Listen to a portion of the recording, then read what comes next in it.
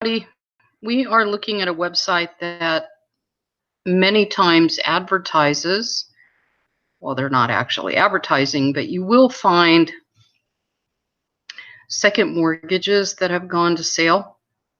This is not representative of all the properties that have gone to sale in Maricopa during this time frame. It's just the sales. These companies, for instance, Clear Recon, they use this website to publish their auctions. Aldridge, it's just their website of choice to notice the sales. That's all it is. And what I've done here is I chose date of sale 7/20 to 9/30/2018. There weren't that many that actually went to sale. So here we can see sold to third party, notice of sale amount was $280. More than likely that was a first. Canceled, back to Benny. Again, back to Benny as always. The bank took it back. No one was interested in what the bank wanted for it. Excuse me, and of course your cancellations. Here's another third-party sale. This one started at $157, ended up at $220. There was obviously interest on that property. More third-party sales. Here's the one that I have pulled up that I thought you might want to look at. This opening bid was $30,000, so that is a flag in itself, because pretty rare to find something in Phoenix that goes to sale at $30,000. It says it sold to a third party, and it's showing the notice of sale amount to be $50,000, and that's the other key. $50,000. So we pull up the property itself, take a look at it on Redfin. Redfin has an estimate of $320. They show the last sold price of $170, and it's 2,000 square feet. It was built in 1998. So be a little rare for a property like this to go to sale for $50,000, because there would be a tremendous amount of equity there. And the owner, the people that bought it, they bought it in 1998. So they were in this house for 20 years, right? Okay. I'm going to go back to the calendar and show you how I cross-reference this. All I do is I pull up the names, and then we already did the address. We've got the assessor parcel number if we need it. And we are now going to go to the Maricopa recorder, and we're going to pull up the trust deeds. And here you can see executed 2002, 2002. So they purchased it in 98 and they refied in 2002. 2002. And these are the previous mortgages that they paid off. Here is your notice of trustee sale.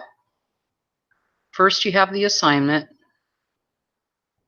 which, as I've mentioned before, whenever you see an assignment, it usually alerts you that a foreclosure is pending, even if you haven't seen a notice of default. Here's the substitution of trustee, and they assign it over to the companies that specialize in the foreclosures. And here's your notice of the trustee sale. And here is the trust deed that they issued to the people that bought it. Here's the initial deed from 1998. And that is all these, that's all that comes up under Mr. Fellers. So you're looking through this and you're thinking, well, is it this trust deed or is it this one? There's two of them. Here's the first one. And the amount on that is $176,000. October of 2002. It's a 30-year note. 30-year note, 176,000. So they've paid some principal down over the years. About 16 years they've paid on the 176. And then back over here, we're going to, where'd that other guy go? Here's the other one. This one is the one that's being foreclosed on. And here's how we know this. Here's the notice of trustees sale. Here's your instrument number, 4953. This right here. Address, check your parcel number. Go back over here. What was that number? There we go. 4953. So you're back over here, 4953, which is this one.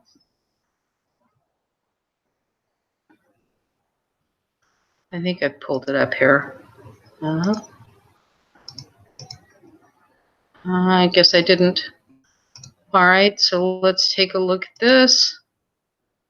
And notice this was about a month after the first, correct? And this is the original mortgage company. And what's the amount on this? $50,000. And does this show it's due? Oh, I see. It's a home equity line.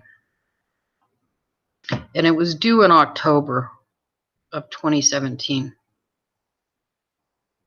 So that's what it was. It was the the home equity line.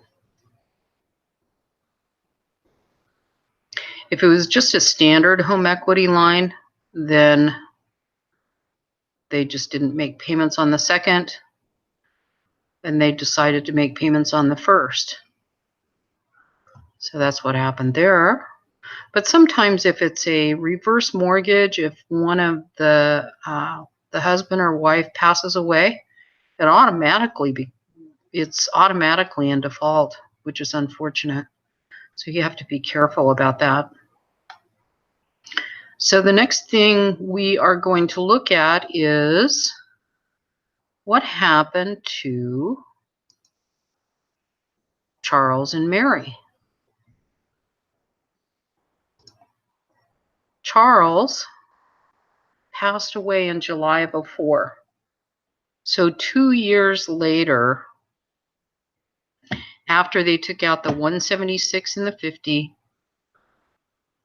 Mary was left with $225,000 on this house since 2004. So over the last 14 years, Mary has kept it together. But she ran into some problems and could not take care of the second.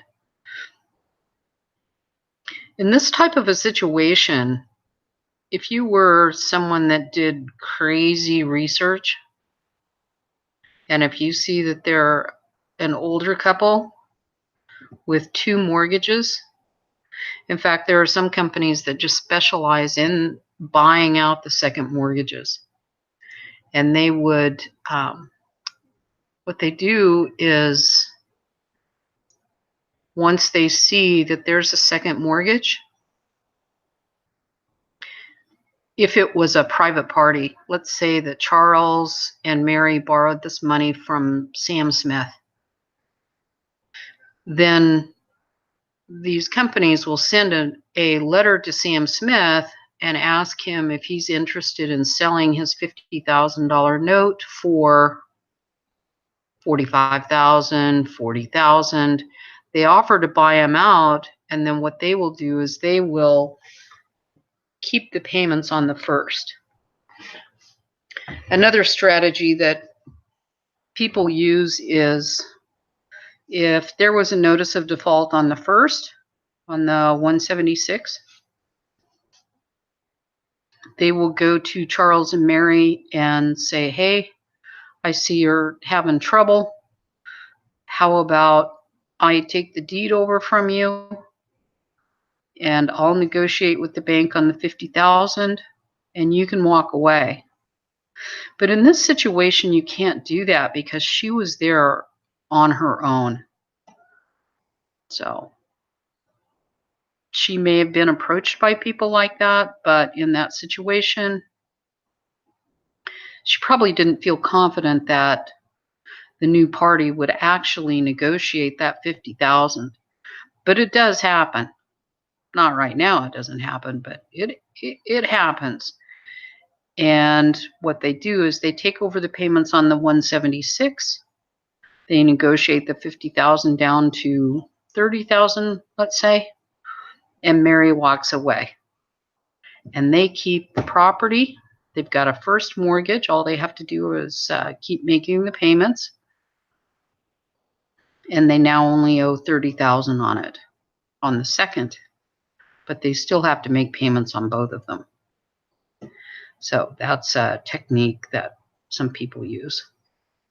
So back to our sale. We'll go back to this.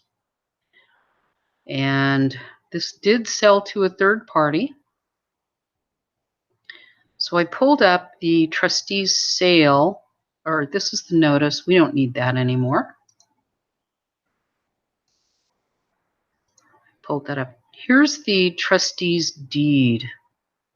And it's showing that it sold to this group here. And this is the original lender. There's your document number. And it shows an amount of 105. It is possible that they purchased the second for 105 because if the first was for 176, back, the first, let's say this was for 176,000 over 14 years, they've paid down the principal. So now, say they paid the principal down to, I'm just picking a number out of the air here, don't, think I'm crazy. Let's say they paid it down to 125.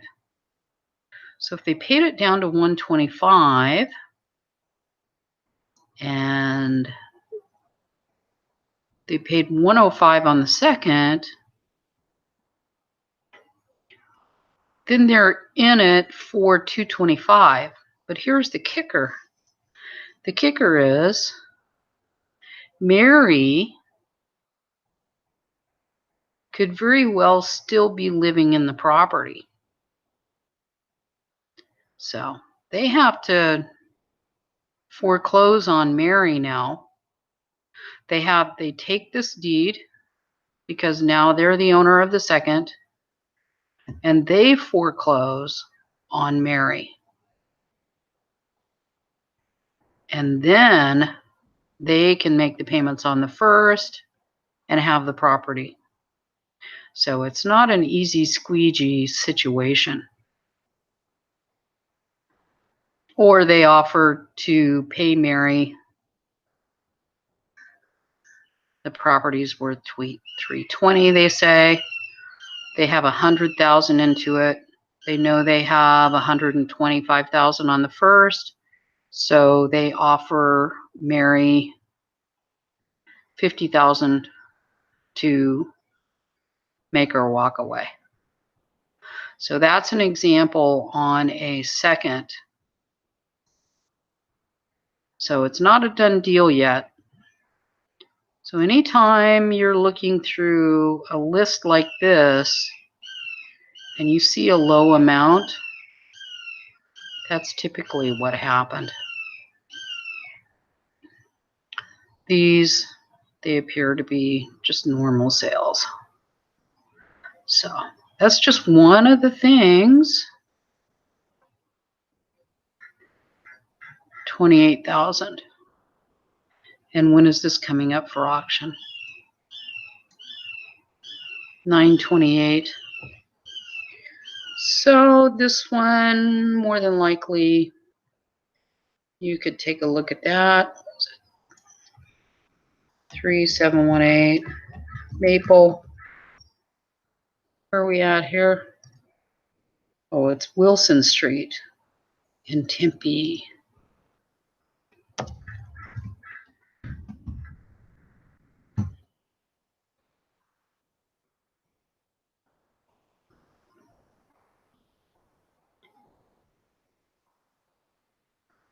I guess we're going to Zillow for this one.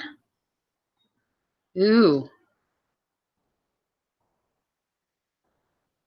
1,200 square feet. And now it's on auction.com.